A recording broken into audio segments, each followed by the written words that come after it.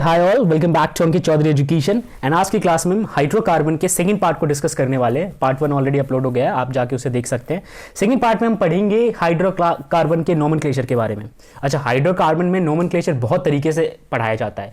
Step by step अगर आप चलोगे तो आपको क्लासिफिकेशन का जिक्र करना पड़ेगा पहले। तो क्लासिफिकेशन अगर हाइड्रोकार्बन का करूँ मैं यहाँ पे, लेट्स सपोज, तो हाइड्रोकार्बन को 4 तरीके से क्लासीफाई किया गया था। ठीक है, पहला था आपका अल्केन, दूसरा था डबल बॉन्ड वाला। मैं आपको सिंपल लिख के दिखाता हूँ। पहला था आपका सैचुरेटेड, ठीक है। दूसरा था आपका अनसैचुरेटेड, तीसरा था आपका एरोमेटिक। तो जो अनसैचुरेटेड था उसको हम कहते थे अल्केन्स, राइट।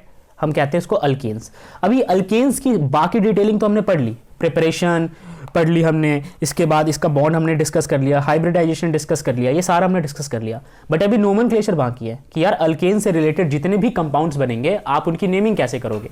तो यार आज की क्लास का थीम यही है कि हम नेमिंग करने वाले हैं और फिर हम आइसोमेरिज्म के बारे में भी पढ़ेंगे। ऑल्दो आपको आइसोमेरिज्म के बारे में कुछ तो इन्फॉर्मेशन पहले से पता है, जहां पे स्ट्रक्चर सेम होता है, स्ट्रक्चर डिफरेंट होता है और मॉलिक्यूलर फॉर्मूला सेम होता है। तो आगे बढ़ते हैं, बात करते हैं यहाँ पे नोमेनक्लेचर की। तो यार अगर मैं जूम करके आपको यहाँ पे दिखाऊं, देखो, you have already read about nomenclature of different classes of organic compound in unit 12। यानी कि चैप्टर 12 में, पिछले चैप्टर में आपने बहुत प्रकार के नोमेनक्लेचर ऑलरेडी कर लिया है, ठीक है। और अलग अलग कंपाउंड्स के किए हैं, फंक्शनल ग्रुप वाले भी किए हैं, विदाउट फंक्शनल ग्रुप वाले भी किए हैं, अल्केन्स, अल्कीन्स, अल्काइंस, सबके किए हैं। बट स्टिल यहां पे भी हम एक एक करके सभी को ज्यादा डेप्थ में पढ़ने वाले हैं। Okay, nomenclature and isomerism in alkanes can further understood with the help of a few more example। तो जैसा मैंने आपसे कहा कि यहाँ पे वही चीज है, बट कुछ और भी एग्जाम्पल एक्स्ट्रा लेके चलेंगे और कुछ नए एग्जाम्पल के साथ डिस्कस करने वाले हैं। Okay, common names are given in parenthesis. देखिए, 2 तरीके के नाम होते हैं। एक तो IUPAC नेम होता है, ठीक है, international union of applied chemistry के बेसिस पे जो हम नेमिंग करते हैं, एक तो वो हम यहाँ पे डिस्कस करेंगे। बट एक कॉमन नेम भी होता है, कंपाउंड के ओरिजिन या एग्जिस्टेंस के बेस पे जो नाम दिया जाता है। जैसे सिट्रिक एसिड था, ठीक है, सिट्रिक एसिड का एक IUPAC नेम भी होगा, बट उसको सिट्रिक एसिड इसलिए क्या कहा गया था क्योंकि एक फ्रूट के अंदर से मिलता था, सिट्रिक फ्रूट के अंदर से मिलता था वो पर्टिकुलर ऑर्गेनिक कंपाउंड।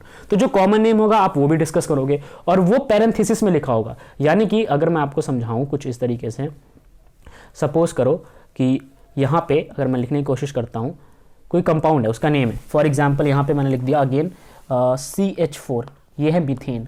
तो इसको मैं बोल रहा हूँ मीथेन। मीथेन किस बेसिस पे बोल रहा हूँ, ये है IUPAC नेम, ठीक है, IUPAC नेम, ठीक है। पर इसको अगर मैं मान लो इसको मैं राजू बोलता हूँ, राजू हो गया इसका common name, just for an example. तो आप समझ रहे हो। अब भाई राजू क्यों बोला, हो सकता है इसके एग्जिस्टेंस के बेस पे हम इसको राजू बोल रहे हैं, भाई राजू ने ढूंढा हो। तो आई होप ये एग्जांपल फनी है, बट आपको समझ आ गया होगा कि एक होता है कॉमन नेम और एक होता है IUPAC नेम। IUPAC नेम हर एक कंपाउंड का होता है, common name is not necessary कि हर एक कंपाउंड का हो ही कॉमन नेम, ठीक है। ये बात आप समझ गए। चलिए आगे लाइंस को स्टडी करते हैं। First 3 alkane, methane, ethane and propane have only 1 structure, but higher alkanes can have more than 1 structure, right. पहले 3 कंपाउंड की बात की जाए यहाँ पे, मीथेन, इथेन और प्रोपेन की, तो इनके एक ही स्ट्रक्चर होते हैं। एक ही स्ट्रक्चर से मेरा मतलब ये है कि इनके आइसोमर्स नहीं बन सकते। आप जैसा इनको बना दोगे वैसा ही रहेंगे। मैं यहाँ पे अगेन एग्जांपल ले रहा हूँ आपके लिए, ठीक है। अगर मैं बात करूँ यहाँ पे मीथेन, सबसे पहले तो मीथेन होता है आपका CH4, राइट। तो यहाँ पे मैं लिख रहा हूँ CH4। अब आप इसका स्ट्रक्चर ज़्यादा से ज़्यादा क्या करोगे, एक्सपैंड कर दोगे, ठीक है। अब मुझे एक बात बताओ, यहाँ हाइड्रोजन लगा दिया, यहाँ लगा दिया, यहाँ लगा दिया, यहाँ लगा दिया, क्या इसका एक से ज़्यादा स्ट्रक्चर बनाना संभव है? नहीं है। तो इसका आइसोमर भी नहीं बनेगा, ठीक है।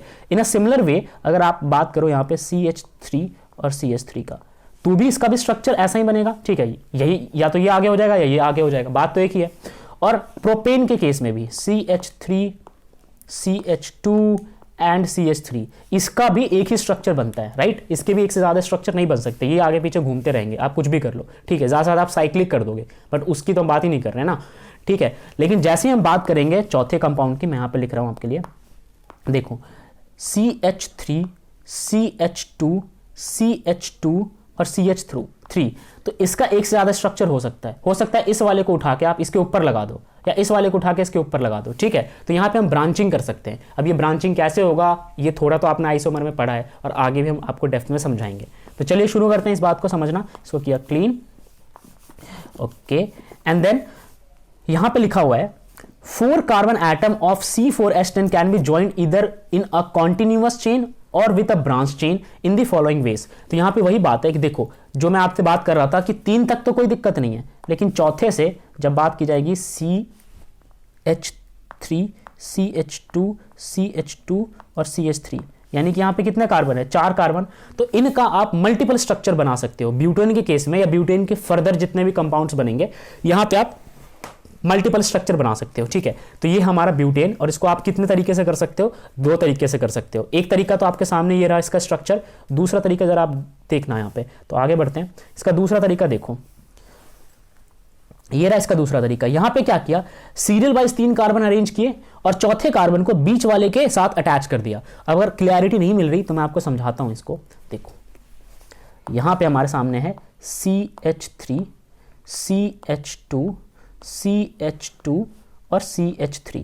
एक तरीका तो ये है, एक तरीका ये है कि इसको उठाओ और इसके साथ लिंक कर दो। तो इसका एक हाइड्रोजन आपको हटाना पड़ेगा पहले, तो ये काम करते हैं हम।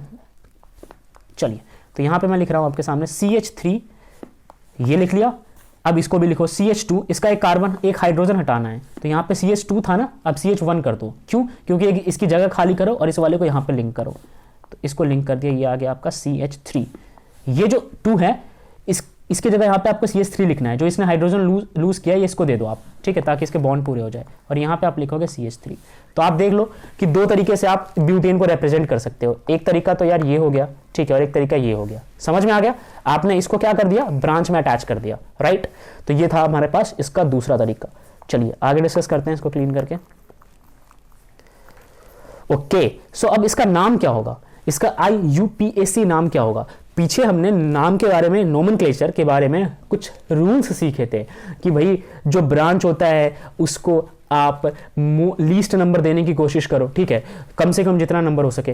तो लॉन्गेस्ट चेन ढूंढो, ये सारी चीज़ें आपको पता है। तो अगर मैं यहाँ पे लॉन्गेस्ट चेन ढूंढने की कोशिश करूँ, तो अगर मैं आपके लिए लॉन्गेस्ट चेन बनाऊँ, तो देखो यही है लॉन्गेस्ट चेन, ये रहा आपका लॉन्गेस्ट चेन, राइट, ठीक है। और ये जो नीचे दिख रहा है आपको, लेट मी शो यू, ठीक है, ये जो नीचे दिख रहा है आपको, ये ब्रांच है, ठीक है। तो अगर आप इसकी नेमिंग करते हो, नंबरिंग करते हो, तो लॉन्गेस्ट चेन में के साथ ही अटैच होना चाहिए ब्रांच, और ये है अटैच। अब अगर आप इधर से नंबरिंग करो 1 2 3, तब भी इसको 2 मिलेगा, और अगर आप इधर से नंबरिंग करो 1 2, तब भी इसको 2 मिलेगा। तो फर्क नहीं पड़ने वाला, आप कहीं से भी नंबरिंग कर दो, ठीक है। अब इसकी नेमिंग करते हैं, ठीक है। तो चलिए इसकी नेमिंग करते हैं। यहाँ पे देखो लॉन्गेस्ट चेन में 3 कार्बन है, ठीक है। लॉन्गेस्ट चेन में कितने कार्बन है, 3 कार्बन है। और सेकेंड पोजीशन पे क्या प्रेजेंट है, एक अल्काइल ग्रुप प्रेजेंट है। जी हाँ, ब्रांच हमेशा अल्काइल होता है, ये बात आपको पहले मैंने समझा रखी है। बस कहां मौजूद है ब्रांच, सेकंड पोजीशन पे, और एक कार्बन है तो यहां पे लिखोगे मिथ, क्योंकि अल्काइल ग्रुप है तो यहां पे आ जाएगा मिथाइल। और लास्ट में आप लिखोगे सब्स्टिट्यूट, ठीक है। तो सॉरी, सब्स्टिट्यूट बोल रहा हूं। लास्ट में आप यहां पे लॉन्गेस्ट चेन का नाम लिखोगे, तो लॉन्गेस्ट चेन आपके पास 3 कार्बन का है, तो हो गया प्रोप।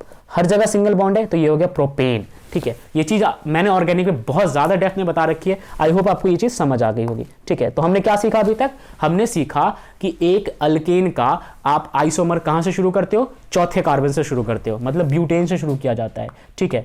ओके, ब्यूटेन के केस में 2 स्ट्रक्चर बनते हैं, ठीक है। ब्यूटेन के केस में 2 स्ट्रक्चर बनते हैं, और पहला स्ट्रक्चर का नाम तो ब्यूटेन होता है, बट दूसरे स्ट्रक्चर का नाम होता है 2 मिथाइल प्रोपेन, क्योंकि वहां पे आप लिंक कर देते हो एक कार्बन एटम को एज अ सब्स्टिट्यूट, ठीक है। तो आपने थोड़ा बहुत आइसोमर के बारे में पढ़ लिया और थोड़ा बहुत वर्चुअली नोमेनक्लेचर के बारे में पढ़ लिया। कंटिन्यू करते हैं इसको आगे। ओके, अब देखो यहां पे आपसे पूछा है in how many ways you can join 5 carbon atom and 12 hydrogen atom, जिसका नाम है C5H12, ठीक है। तो C5H12 के कितने आइसोमर्स बनेंगे, मोटा माटी आपसे ये पूछा हुआ है। तो आपके पास ये स्ट्रक्चर है, देखो आपके पास ये स्ट्रक्चर है, ये एक जनरल स्ट्रक्चर है। तो जब भी C5H12 की बात की जाएगी, 5 कार्बन है, पेंटेन बन जाएगा। एक तो इसका नॉर्मल स्ट्रक्चर होगा, ठीक है। नीचे आते जाओ, अब आप क्या करोगे पेंटेन में, यहां पे देखो 4 है, मतलब एक को उठाया कहीं और लिंक कर दिया। यहां पे था 5 कार्बन, 1 2 3 4 5, किसी एक को उठाओ, किसी एक के साथ लिंक कर दो, ठीक है। तो यहां पे आपने इसको लिंक कर दिया, ठीक। अब आप यहां पे 2 ऐसे केसेस होंगे जब आप लिंक करोगे, ठीक है। 3 रहने दिया, 2 को आपस में लिंक कर दिया। आई होप ये बात समझ रहे होगे, आइसोमर मैंने पहले पढ़ा रखा है, तो ये चीज आपको समझ आ रही होगी किस तरीके से यहाँ पे लिंकिंग की गई है। एक बार फिर से देख लो, ये था हमारे पास मेन कार्बन चेन, ठीक है। आप इसमें से किसी एक को, मान लो इस वाले को सिलेक्ट किया और आपने डिसाइड किया इसको उठा के इसके नीचे लगाना है, ठीक है।